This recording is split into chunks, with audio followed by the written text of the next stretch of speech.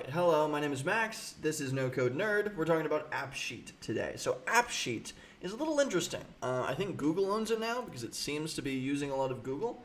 But what Appsheet does is it basically makes a no-code, like it's no-code, of course, as with all the little tools that I talk about. But you plug in some data that you have, just a set of data, right?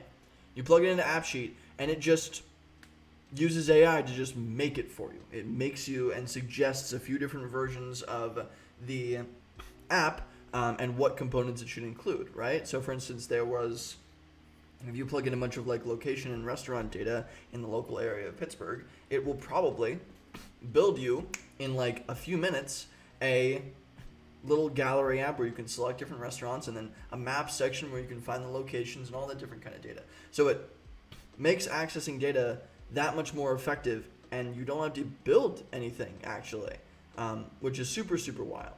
So I believe they do also have, a builder themselves. But in terms of like AI whipping something up really, really fast just from a subset of data that you have,